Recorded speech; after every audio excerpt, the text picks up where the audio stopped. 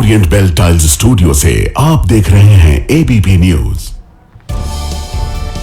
Good morning, नमस्कार, बहुत स्वागत है आपका। आप देख रहे हैं एबीपी न्यूज, आपके साथ मैं हूं जिया शर्मा और सुबह के 7 बजे का वक्त हो गया है। न्यूज एट 7 की शुरुआत करेंगे बड़ी खबर के साथ।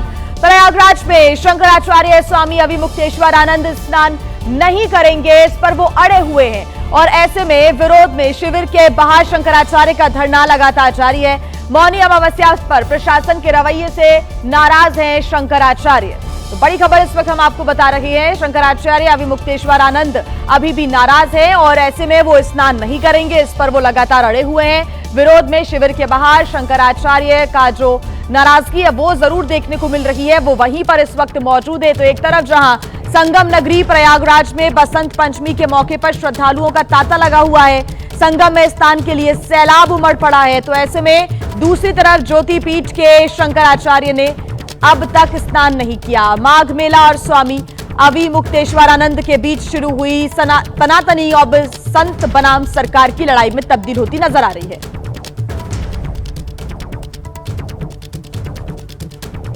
और ज्यादा जानकारी के साथ हमारे संवाददाता नीतीश हमारे साथ जुड़ गए हैं। नीतीश, शंकराचार्य तो स्नान नहीं करेंगे, वो लगातार शिविर के बाहर ही मौजूद है, नाराजगी उनकी जरूर देखने को मिल रही है, लेकिन दूसरी तरफ श्रद्धालुओं का तांता लगा हुआ है और माना जा रहा है करोड़ों की संख्या में आज भक्त पहुंचेंगे, श्रद्धालु पहुंचेंगे जो कि बसंत पंचमी के मौके पर स्नान कर रहे हैं। जी, अगर बात कर लें तो संगम क्षेत्र में आज श्रद्धालुओं का तांता लगा हुआ है, वहां पर बड़ी संख्या में श्रद्धालु स्नान ध्यान कर रहे हैं। लेकिन इससे इतर अगर बात करें तो शंकराचार्य अपने इस पालकी पर यहाँ पर बैठे हैं और आप देखिए जो इनका शिविर है उसके बाहर शंकराचार्य मौजूद हैं।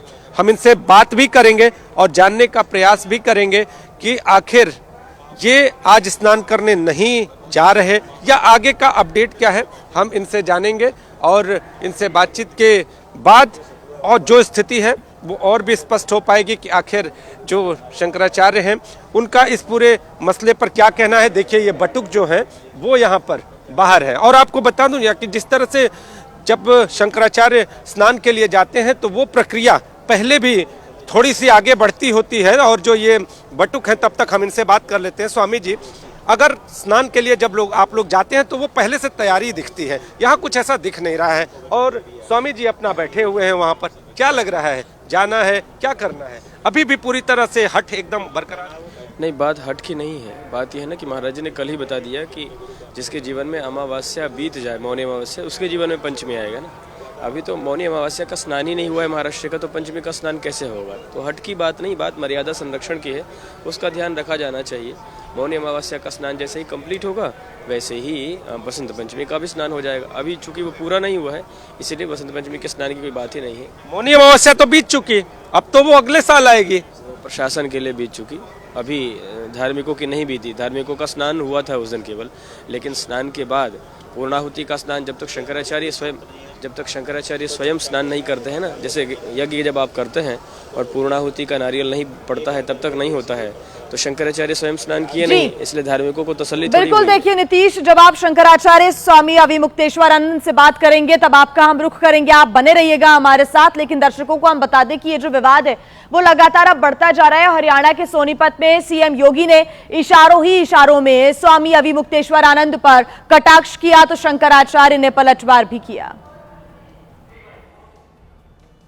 उसकी व्यक्तिगत प्रॉपर्टी कुछ नहीं होती, धर्म ही उसकी प्रॉपर्टी है, राष्ट्र ही उसका स्वाभिमान है। कोई धर्म के खिलाफ आचरण करता है, क्योंकि ऐसे तमाम कालनेमी होंगे जो धर्म की आड़ में सनातन धर्म को कमजोर करने की साजिश रच रहे होंगे। सनातन धर्म को कमजोर करने के लिए ही तो आचार्य का अपमान किया गया है, सनातन धर्म को कमजोर करने के लिए ही तो सन्यासियों ब्रह्मचारियों को मारा गया है। देखिए ये जो मामला है वो लगातार बढ़ता जा रहा है और इस बीच शंकराचार्य विवाद पर अखिलेश यादव ने एक नया पोस्ट साझा किया है सोशल मीडिया प्लेटफॉर्म एक्स पर। अखिलेश यादव ने लिखा है कि सच्चे सनातनी भाजपा के इस दुर्व्यवहार से दुखी हैं। भाजपा के धर्म विरोधी पाप के खिलाफ जन आक्रोश उबाल पर है। धर्म पताका लेकर चलने वालों के आगे हाथ जोड़े जाते हैं, बांधे नहीं जाते। तो ऐसे में दंभी माफी नहीं मांगते हैं, अनर्गल तर्क देते हैं। ये अखिलेश यादव ने एक बार फिर से पोस्ट किया है और नया पोस्ट कर निशाना साधा है बीजेपी पर। इस पर जो भी अपडेट होगा एबीपी न्यूज आगे आप तक पहुंचाता रहेगा। फिलहाल खबरों में आगे बढ़ते हैं, बात करेंगे दिल्ली की, जहां के सुल्तानपुरी में बदमाशों का आतंक देखने को मिला है। दरअसल यहां पर बदमाशों ने लाठी डंडों से बुजुर्ग के घर पर अटैक कर दिया और आरोपियों ने घर आकर गालियां और तोड़फोड़ भी की है। कुछ तस्वीरें भी देखिए सामने आई है, बुजुर्ग की गाड़ी में भी तोड़फोड़ की जा रही है इन आरोपियों के द्वारा। पुलिस पूरे मामले की जांच पड़ताल में जुटी है। एक और बड़ी खबर आपको हम बता दें, महाराष्ट्र के बदलापुर में मासूम बच्ची से छेड़खानी की खबर सामने आ रही है। स्कूल वैन के ड्राइवर पर यह छेड़छाड़ का पूरा आरोप लग रहा है। बच्ची के 1 घंटे देरी से घर पहुंचने पर पूरे मामले का खुलासा हुआ। बच्ची ने घर जाकर परिजनों को ड्राइवर की करतूत बताई और उसके बाद नाराज परिजनों ने स्कूल वैन में जमकर तोड़फोड़ की है। पुलिस ने आरोपी वैन ड्राइवर को गिरफ्तार भी कर लिया है। आगे की जांच पड़ताल पुलिस कर रही है। और इस बीच एक और बड़ी खबर आपको बता दें बिहार से, जहां के मधेपुरा में मरीज की मौत पर बवाल हो गया। मरीज के तीमारदारों ने अस्पताल में डॉक्टर को पीटा। 15 से 20 लोगों की भीड़ ने डॉक्टर को दौड़ा दौड़ा कर पीटा है। उसकी तस्वीरें भी आप देख सकते हैं। बवाल और जो हंगामा हुआ यहां पर, नाराज जूनियर डॉक्टर्स ने यहां पर एक युवक को पीटते हुए नजर आए हैं। इस वीडियो में मारपीट के बाद छावनी में पूरा जो मेडिकल कॉलेज है वो तब्दील होता हुआ नजर आया है।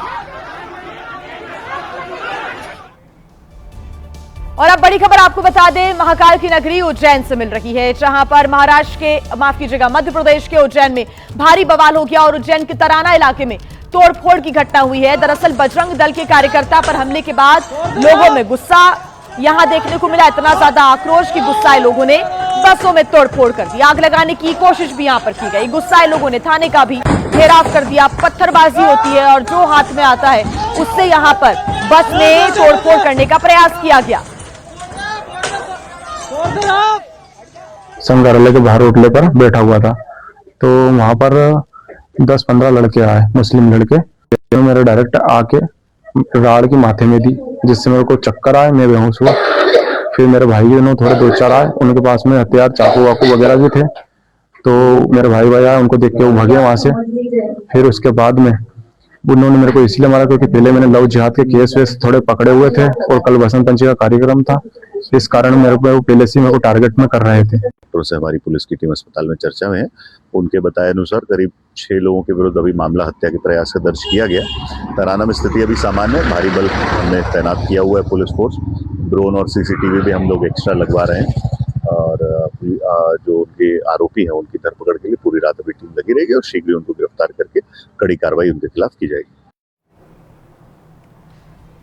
और आइए खबरों में आगे बढ़ते हुए आप बात करेंगे उत्तर प्रदेश के कन्नौज की, जहां पर महज 5 रुपए के विवाद में दुकानदार की जान पर बन आई। दबंगों ने न केवल दुकानदार को जमकर पीटा बल्कि उसकी दुकान में लूटपाट भी की। दुकान के बाहर हंगामा कर रहे दबंग मानने को तैयार नहीं थे। न तो उन्हें भीड़ की परवाह थी और न ही कानून का कोई डर। आधा दर्जन दबंगों ने पहले दुकान के बाहर जमकर हंगामा और बवाल किया और जब उससे भी मन नहीं भरा तो आरोप है कि दुकानदार को लाठी डंडों से पीटा गया। आरोप तो यह भी है कि दुकान पर पथराव हुआ, सामान उठाकर फेंक दिया गया और लूटपाट की गई। हालात इतने खराब हो गए थे कि दुकानदार को दुकान का शटर गिराकर अपनी जान बचानी पड़ी। आरोप यह भी लग रहे हैं कि दबंगों के साथ एक पुलिसकर्मी भी उनकी मदद में साथ आया था। यह पूरा बवाल केवल एक सिगरेट की डिब्बी खरीदने पर 5 रुपए को लेकर हुए विवाद के बाद हुआ। कन्नौज के सदर कोतवाली इलाके के गोलकुआ मार्केट की यह घटना बताई जा रही है। तो वहीं देखिए गाजियाबाद में उस वक्त अफरा तफरी का माहौल बन गया जब एक तेज रफ्तार कार दूसरी कार को बचाने के चक्कर में एक्सीडेंट का शिकार हो गई और डिवाइडर से टकराकर पलट गई। दरअसल कार की रफ्तार इतनी तेज थी कि जैसे ही वो डिवाइडर से टकराई उल्टी हो गई, लेकिन जैसे ही कार पलटी वहां लोगों की भीड़ इकट्ठी हो गई। लोगों ने तुरंत एकजुटता दिखाई और कार को सीधा कर दिया, जिससे कार में दबे ड्राइवर की जान बच गई। बताया जा रहा है कि सामने से आ रही कार को बचाने के चक्कर में यह कार पलटी, क्योंकि रफ्तार इतनी ज्यादा थी कि ड्राइवर कंट्रोल खो गया और कार डिवाइडर से टकरा गई। गनीमत इतनी रही कि इस एक्सीडेंट में कोई हताहत नहीं हुआ। और आइए बात करेंगे ताइवान की, जहां के काओशुंग शहर में उस वक्त हड़कंप मच गया जब एक हाई राइज इमारत में भीषण आग लग गई और इस आग ने बिल्डिंग के टॉप फ्लोर को पूरी तरीके से अपनी जद में ले लिया। ये आग इतनी विकराल थी कि ऐसा लगा मानो किसी ने बिल्डिंग में टॉप फ्लोर पर आग की भट्टी जला दी, क्योंकि एक साथ ऊपर के कई फ्लोर इतनी तेजी से जल रहे थे कि आसपास के लोग दहशत में आ गए। बताया जा रहा है कि जिस बिल्डिंग में आग लगी वो निर्माणाधीन थी, यानी उसमें कोई रह नहीं रहा था, लेकिन बड़ी तेजी से उसे बनाने का काम चल रहा था, जिससे कई कर्मचारियों के फंसे होने की आशंका है। हालांकि हादसा कैसे हुआ इसका पता नहीं चला है, लेकिन फायर ब्रिगेड की टीम को आग पर काबू पाने में कड़ी मशक्कत का सामना करना पड़ा। और आइए अब तस्वीरें आपको हम दिखा देते हैं कर्नाटक के हुबली से, जहां पर जबरदस्त आग लगी। मेट्रो मॉल में ये भीषण आग लगी है, जिसकी वजह से कोहराम मच गया। मॉल में आग लगने से काफी संपत्ति का नुकसान भी पहुंचा है। फिलहाल किसी के हताहत होने की खबर नहीं है, ये राहत की बात। लेकिन आप तस्वीरें देख रहे हैं, 5 मंजिला ये मेट्रो मॉल बताया जा रहा है, जहां पर ये आग लगी और उसके बाद पूरे के पूरे मॉल में जो आग की लपटें हैं और धुआं है वो देखने को मिला। मेट्रो मॉल में भीषण आग की वजह से हड़कंप मच गया, लेकिन ये राहत की बात रही कि कोई हताहत नहीं हुआ है, किसी को कोई गंभीर चोट नहीं लगी है।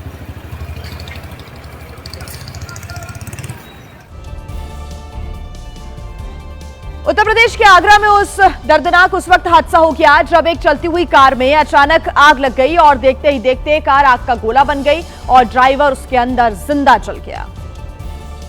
बताया जा रहा है कि कार बोदला से बिजपुरी की तरफ जा रही थी, तभी अचानक सीएनजी कार में आग लग गई, जो देखते ही देखते विकराल हो गई। कार में फंसा ड्राइवर मदद के लिए चीखता रहा, लेकिन आग की लपटें देखकर कोई मदद के लिए आगे नहीं आया।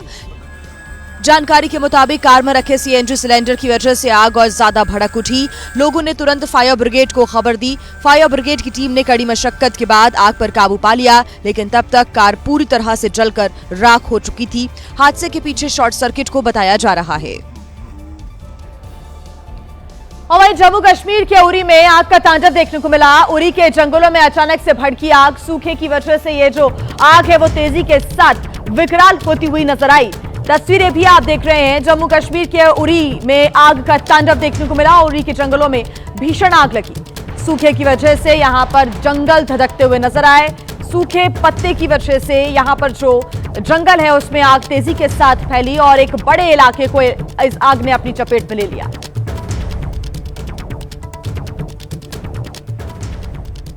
भीषण आग की ये तस्वीरें डरावनी हैं। जंगलों में लगी इस आग ने हजारों की संख्या में पेड़ों को अपनी चपेट में ले लिया है। जंगलों के आसपास रहने वाले लोगों की चिंताएं बढ़ती जा रही हैं कि आखिर इस आग पर काबू कैसे पाया जाएगा।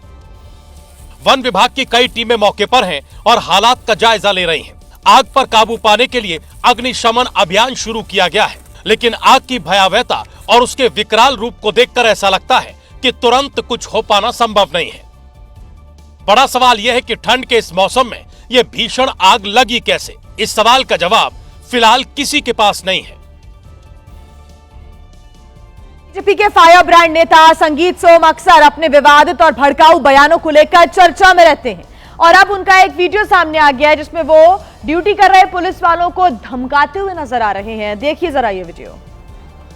खुराक लिए बगैर दरअसल संगीत सोम अपने काफिले के साथ सीएम योगी के कार्यक्रम में जा रहे थे, लेकिन मेरठ के जिस खेल विश्वविद्यालय में सीएम योगी का कार्यक्रम था उसके बाहर पुलिस ने सुरक्षा के लिहाज से बैरिकेडिंग की हुई थी और जब संगीत सोम का काफिला आया तो पुलिस ने उसे रोक दिया, जिससे संगीत सोम बुरी तरह भड़क गए और उल्टा पुलिस को धमकाने लगे और धमकाते धमकाते खुराक देने की बात कहने लगे। खुराक लिए बगैर दरअसल पुलिस ने सीएम के कार्यक्रम के चलते बैरिकेडिंग की थी, जिसमें बीजेपी के दूसरे नेताओं को भी पुलिस ने रोका था, लेकिन संगीत सोम अपनी पावर का दम दिखाते हुए उल्टा पुलिस पर रौब जमाने लगे। लेकिन उनकी ये पावर और रौब उस वक्त ढीला पड़ गया जब कार्यक्रम में खुद सीएम योगी ने संगीत सोम को पीछे हटने के लिए कह दिया।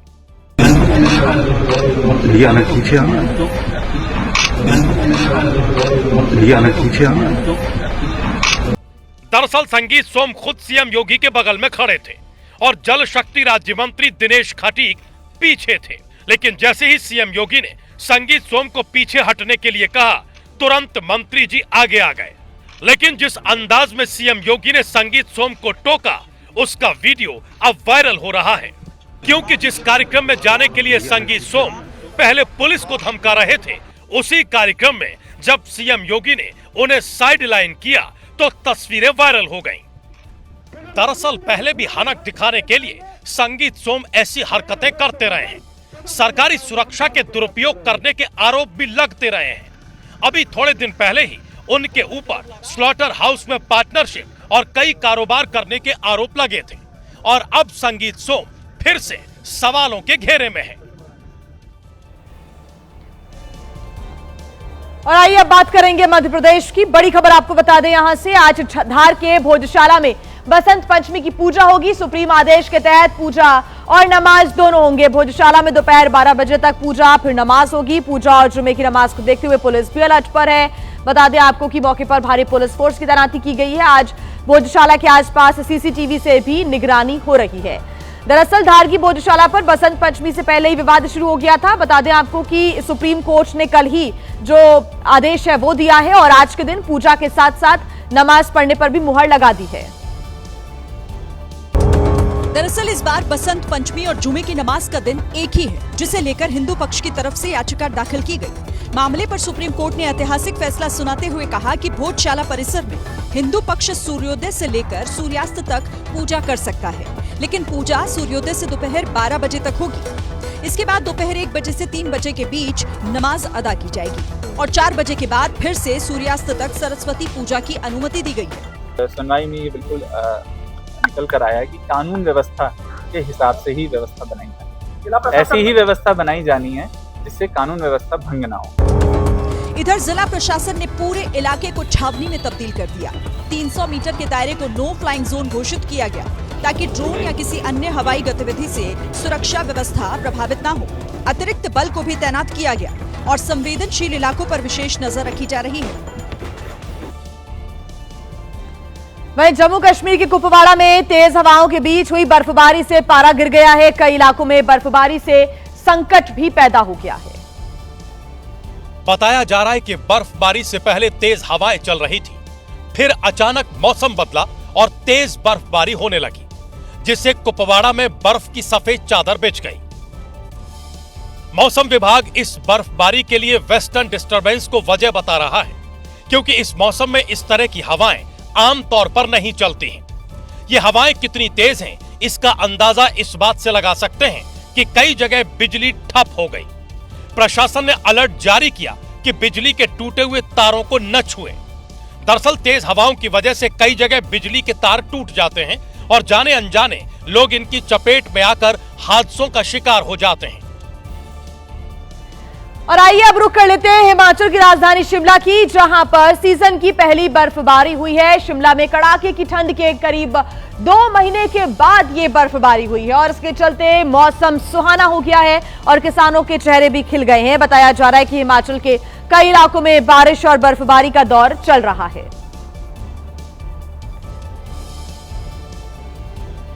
तो ये तस्वीरें आप देख रहे हैं, कड़ाके की ठंड के बाद पहली बर्फबारी जो है वो शिमला में देखने को मिली है। ऐसे में कई लोगों के चेहरे भी खुल गए, खासतौर से उनके जो पर्यटक इस वक्त शिमला में मौजूद हैं, उन्हें मौसम की यहाँ पर जो पहली बर्फबारी है वो देखने को मिल रही है। मौसम सुहाना हो गया, हर तरफ आप बर्फबारी देख सकते हैं। बर्फ की वजह से गाड़ियां भी सफेद और सड़कें भी सफेद नजर आ रही है।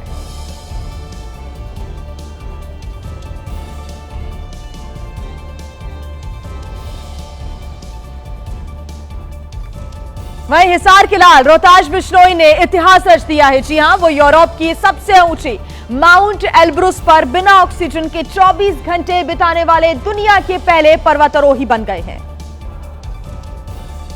रोहतास बिश्नोई ने 18,510 फीट की ऊंचाई पर बिना किसी ऑक्सीजन सपोर्ट के लगातार 24 घंटे बिताए और भारत का तिरंगा यूरोप की सबसे ऊंची चोटी माउंट एल्ब्रुस पर गाड़ दिया।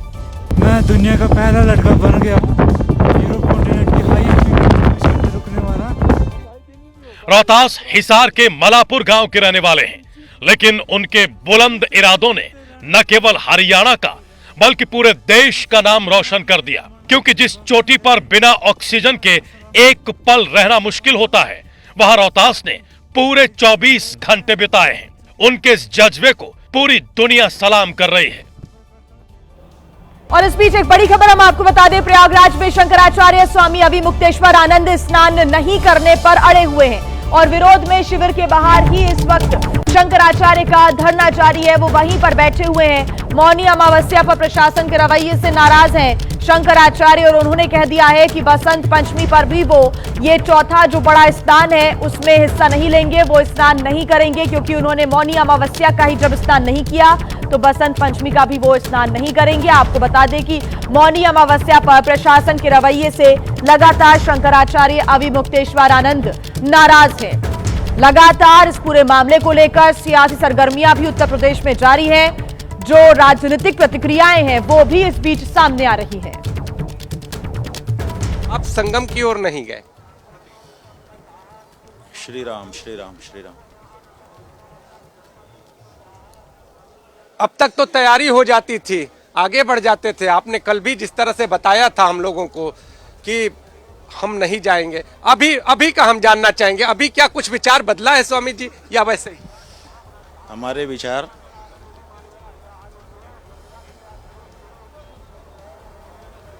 कदम कदम पर नहीं बदलते हैं।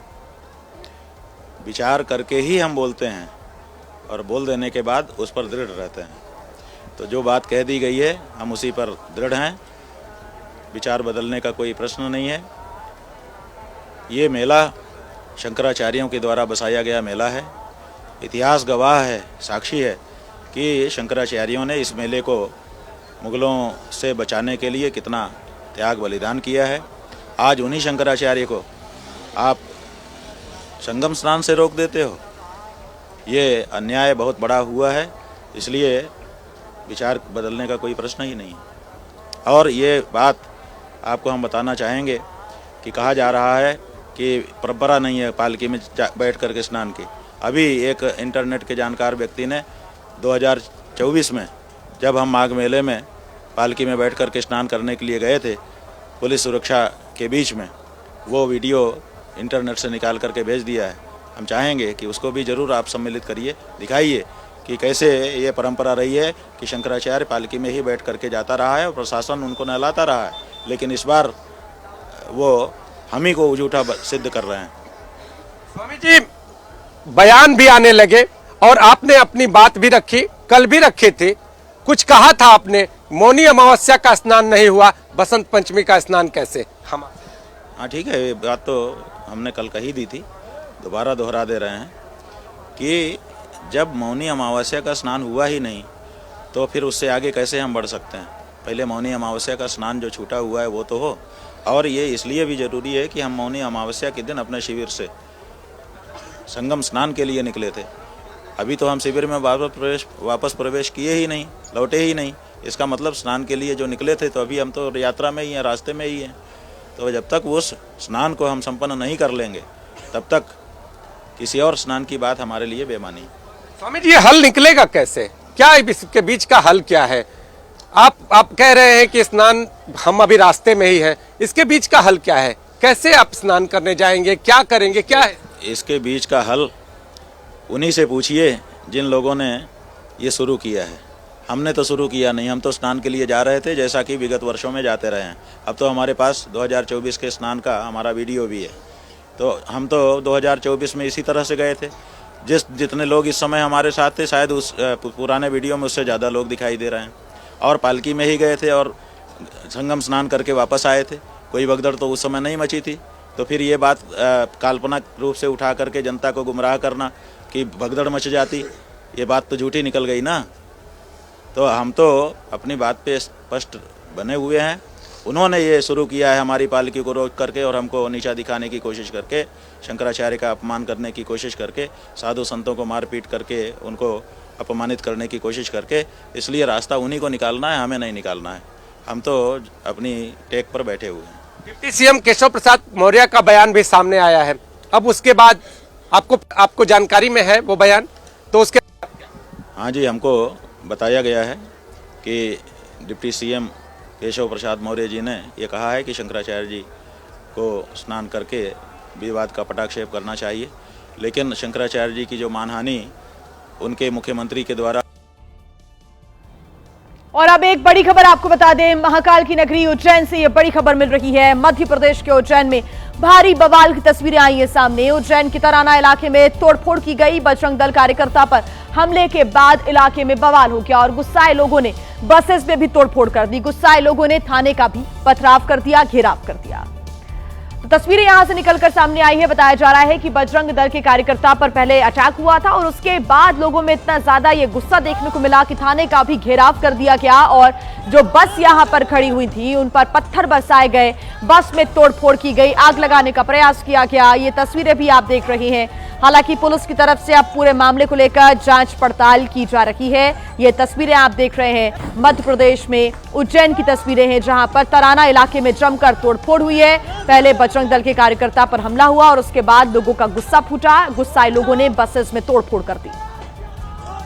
उज्जैन जिले के तराना में हिंसक झड़प के बाद कई वाहनों को निशाना बनाया गया। आक्रोशित भीड़ ने तराना बस स्टैंड की कई बसों में तोड़फोड़ की। यहाँ पर देखिए लाइन से कतारबद्ध होकर कई बसें खड़ी है जिनमें काफी तोड़फोड़ हुई है और फिलहाल यहाँ पर पूरी तरीके से शांति है। एक मामूली विवाद ने जो हिंसक रूप धारण किया और जिसके बाद यहाँ पर कई दुकानों में भी तोड़फोड़ की गई। यहाँ पर कुछ आगजनी की घटनाएं भी हुई, पत्थरबाजी भी हुई, जिसके बाद भारी पुलिस बल तैनात कर दिया गया है। जो दोषी है उनके खिलाफ कड़ी कार्रवाई की जा रही है। फिलहाल पुलिस अधिकारियों का दावा है कि यहाँ पर पूरी तरीके से शांति है। संग्रहालय के बाहर होटल पर बैठा हुआ था तो वहाँ पर 10-15 लड़के आए, मुस्लिम लड़के। तो मेरे डायरेक्ट आके राड़ की माथे में दी, जिससे मेरे को चक्कर आए, मैं बेहोश हुआ। फिर मेरे भाई उन्होंने थोड़े 2-4 आए, उनके पास में हथियार, चाकू वाकू वगैरह भी थे। तो मेरे भाई आए, उनको देख के वो भागे वहाँ से। फिर उसके बाद में उन्होंने मेरे को इसलिए मारा क्योंकि पहले मैंने लव जिहाद के केस वेस थोड़े पकड़े हुए थे और कल बसंत पंचमी का कार्यक्रम था, इस कारण मेरे को पहले से मेरे को टारगेट में कर रहे थे। डॉक्टरों से हमारी पुलिस की टीम अस्पताल में चर्चा में है। उनके बताए अनुसार करीब 6 लोगों के विरुद्ध अभी मामला हत्या के प्रयास से दर्ज किया गया। तराना में स्थिति अभी सामान्य है। भारी बल हमने तैनात किया हुआ है, पुलिस फोर्स, ड्रोन और सीसीटीवी भी हम लोग एक्स्ट्रा लगवा रहे हैं। और अभी जो उनके आरोपी हैं उनकी धरपकड़ के लिए पूरी रात अभी टीम लगी रहेगी और शीघ्र उनको गिरफ्तार करके कड़ी कार्रवाई उनके खिलाफ की जाएगी।